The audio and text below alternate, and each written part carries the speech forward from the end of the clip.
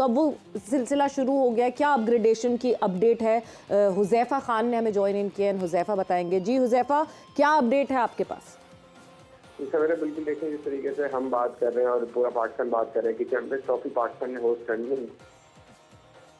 Stadium में उनका infrastructure काफ़ी पुराना हो चुका है, काफ़ी अच्छे से मेंटेनेंस हुई है, चाहे वो कुर्सियों की इंस्टॉलेशन है, LEDs हैं, फिर इसके अलावा जो बैठने की कैपेसिटी, फिर इस पे मीटिंग जो है चेयरमैन मोहसिन नकवी साहब ने बुलाई थी। नेस्टा जो पाकिस्तान का नेशनल इंजीनियरिंग सर्विस इदारा है, उसके हेड को तलब किया गया। साथ साथ जो PCB के इंफ्रास्ट्रक्चर डायरेक्टर हैं उनको बुलाया गया और इस बात पे जोर दिया गया कि ये जो तीनों स्टेडियम है पाकिस्तान के जिनमें अभी मैचेस हो रहे हैं, गद्दाफी स्टेडियम है, पिंडी का स्टेडियम है और national stadium, national bank stadium Karachi जो है, तो इनको तज़ीम-ओ-राइज भी करनी है और उसको रेडी करना है जो है चैंपियंस ट्रॉफी के लिए।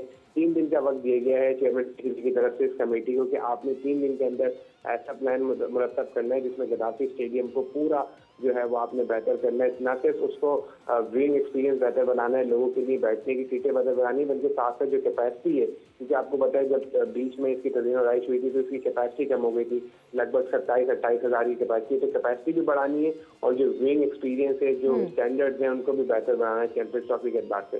तो 3 दिन में पहले गद्दाफी स्टेडियम के हवाले से चेयरमैन साहब को जो है रिपोर्ट तक दी जाएगी और उसके बाद पिंडी स्टेडियम और नेशनल बैंक स्टेडियम के ऊपर जो है वो प्लान लिया जाएगा और काम शुरू होगा, क्योंकि बिल्कुल अगले साल ही पाकिस्तान में 2025 में चैंपियंस ट्रॉफी की मेजबानी भी करनी है। तो ये सारी इंस्ट्रक्शन दी गई। हुज़ैफ़ा, पिंडी के स्टेडियम के हवाले से कुछ खबरें, कुछ लोग जो है वो रिपोर्ट कर रहे थे कि नहीं जी, पिंडी के स्टेडियम को भी डबल टियर बनाने की बातें की जा रही हैं, बट क्योंकि हमें पता है कि उसी स्टेडियम के बिल्कुल पीछे एक बहुत इंपॉर्टेंट दफ्तर है जिसकी वजह से डबल टियर होना मुश्किल है। कुछ इसके हवाले से कोई खबर है आपके पास?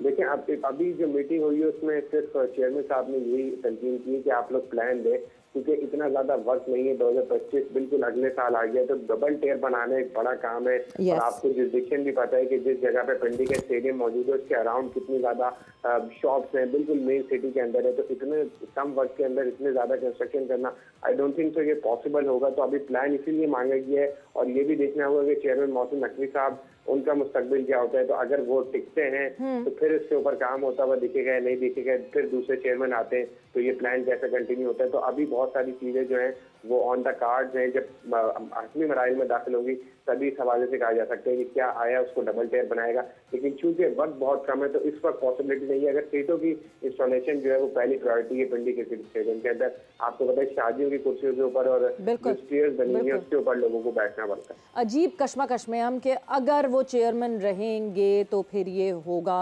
But Huzaifa, talking about upgrade, हम ये स्टेडियम के अपग्रेडेशन की तो बात कर रहे हैं, अपडेट ऑन उस्मान तारिक, क्योंकि हम कोयटा ग्लैडिएटर्स की बात कर रहे थे, क्या आपके पास कोई अपडेट है उस्मान तारिक को लेकर आज? जी बिल्कुल, उस्मान तारिक को नेशनल क्रिकेट एकेडमी लाहौर तलब कर लिया गया और वहाँ पे जो उनका एक्शन है, जो रिपोर्ट हुआ है उसके ऊपर काम किया जाएगा। गालिबन बताते हैं कि 15 डिग्री है इतना उनका है जिसके ऊपर अंपायर्स ने रिपोर्ट किया है। तो अब NCA में उनको तलब किया गया, उनके ऊपर काम होगा। जितना भी उनका एंगल जो है, जो रिपोर्ट हुआ है उसको बेहतर करने के ऊपर काम किया जाएगा। NCA तो अपना काम कर रही है, अब उम्मीद करते हैं कि बेहतर हो जाए। लेकिन जब कोयटा ग्लैडिएटर्स ने उनको लिया था तो गालिबन उनको भी देखना चाहते हैं कि उनके साथ भी कोचेज भी मौजूद है, स्टाफ भी मौजूद है, क्योंकि कितनी बड़ी टीम है। अगर उनके एक्शन में कोई इश्यूज थे तो पहले ही देखना चाहिए था, ना कि वो दुनिया के सामने आए और अब दोबारा उनको NCA ले जाया गया। अब देखें NCA में कितना टाइम लगता है और कितनी देर में वो बेहतर होकर वापस सर्किट के अंदर आते हैं। जब वो नए एक्शन के साथ आएंगे तो क्या वो इतने इफेक्टिव हो पाएंगे? जैसा हमने माजी में देखा कि जो भी बॉलर जाता सॉरी, उनको पहले क्या बायोमैकेनिक टेस्ट के लिए लेकर जाया जाएगा या पहले काम करवाया जाएगा फिर बायोमैकेनिक टेस्ट के लिए लेकर जाएगा? पहले उनके ऊपर काम करवाया जाएगा। अभी जो अपडेट आई है कि NCA के अंदर उनके ऊपर काम होगा, उनका एक्शन रीवैम्प होगा, जितना भी 15 डिग्री है जो भी है, उसके बाद उनका बायोमैकेनिक टेस्ट होगा और फिर वो एलिजिबल होंगे किसी भी किस्म की क्रिकेट खेलने के लिए। मगर विद इन द 15 डेज उनको तो रिपोर्ट ये करना है वापस, उनको तो टेस्ट करवा के उसको क्लियर करवाना है, वरना तो वो उन पे बैन लग सकता है। तो फिर कैसे ये करेंगे? नहीं, लेकिन अब लाहौर के अंदर है, वो देखें क्या होता है। हुज़ैफ़ा, मुश्ताक अहमद हेयर, अच्छा जो मुझे लगता है कि देखे ना, बैन हुआ एक बंदा, उसका टेस्ट उसको नेकेड आई से बैन किया गया, मशीनों से बैन नहीं किया गया। तो फिर उसको ये तो पता चले ना कि वो बैन सही हुआ भी है कि नहीं हुआ। पहले उसके रिमीडियल वर्क, अभी रिपोर्ट हुआ है ना, रिपोर्ट हुआ है ना, वही रिपोर्ट हुआ ना।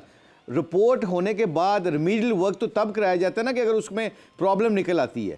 अगर वो प्रॉब्लम ही नहीं निकलती और ये हमसे अंपायरों से गलती होती है तो इसका क्या होगा फिर? तो आई थिंक मुझे नहीं लगता ये सेंस बनती है कि उसका रिमीडियल वर्क पहले होगा फिर then he has to go through that system. मुझे लगता है हुज़ैफा ये आप जरा इसको देखेंगे क्या इसका पर्पस क्या है? टेस्ट फर्स्ट, बिल्कुल वो टेस्ट की कंफर्मेशन आनी ज़रूरी है, बिकॉज अभी तो नेकेड आई से ही इज़ बीन रिपोर्टेड, और जब तक टेस्ट नहीं होगा उनके ऊपर क्या काम किया जाए और कैसे काम किया जाए वो तो टेस्ट के बाद ही पता चलेगा, how many degrees to work.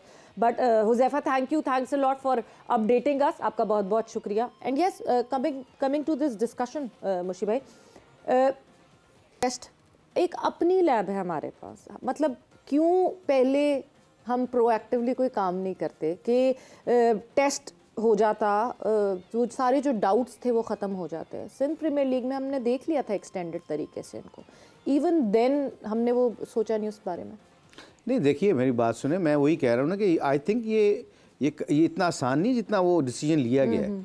आपने उसको रिपोर्ट हो गया, वो किस बात पे रिपोर्ट हुआ? नेकेड आई से हुआ। yes. नेकेड आई से अगर आप रिपोर्ट करते तो टूर्नामेंट को कंटिन्यू करते। ये कौन सा इंटरनेशनल मैचेस हैं? आप कितनी दफ़ा अश्विन खेला है आईपीएल में, जब उसके ऊपर रिपोर्टिंग हुई है, रिपोर्टिंग करने से पहले आई बिलीव उसके ऊपर आप उसको 2 दिन के लिए कोटक लीडर से कहते हैं कि जी हमें डाउट है, आप मैचेस खिलाएं, हम 1 दिन के लिए इसको भिजवाते हैं, लाहौर भिजवाते हैं, लाहौर भिजवा के हम इसका वो देखते हैं, चेक करते हैं, अगर इसमें जो हमें नेकेड आई नजर आ रहा है कि इसका 15 डिग्री से ऊपर है, then we have to report और then we have to ban him, whatever you can से।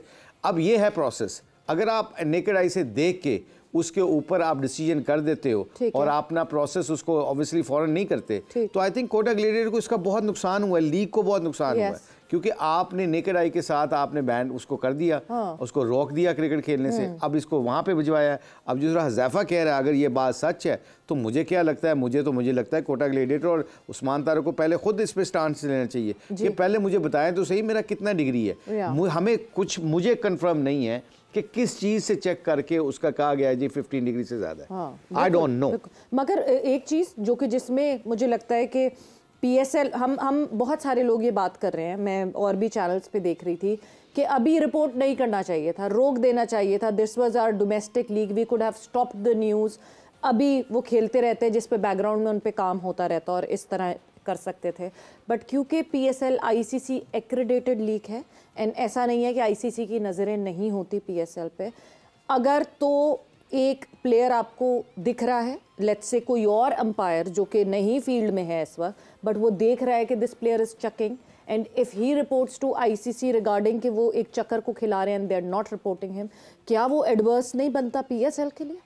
आई थिंक आप वैलिड पॉइंट है, क्योंकि आईसीसी अगर प्रूव है, आईसीसी के रिलेटेड है, तो रूल एंड रेगुलेशन को फॉलो करते हो कोई हार्म नहीं है। Exactly. नेकेड आई से अगर आपने देखा है किसी को, डोंट यू थिंक सो 1 दिन के लिए लाहौर भेजते? यहाँ कौन सा 10 घंटे की फ्लाइट थी, कराची या पिंडी में थे ना, प्रोएक्टिव रह के उनको भिजवाते इधर, लैब में भिजवाते, अपने एक्सपर्ट्स जो बायोमैकेनिक्स के एक्सपर्ट्स हैं उनको दिखाते, उनकी रिपोर्ट निकालते और मीडिया में भेज देते कि जी ये इसका 17 डिग्री है, 16 डिग्री है, व्हाटएवर, और नहीं है कोई डिग्री, तो आप उसको जाके उसको फ्रीडम के साथ कैसे, हाँ भी तू खेल सकता है, भाई तू नहीं खेल सकता, जाके रिमीडियल वर्क काम कर। बिल्कुल साव खुश होना था। डाउट है ना इसकी, इस प्रोसेस में डाउट है।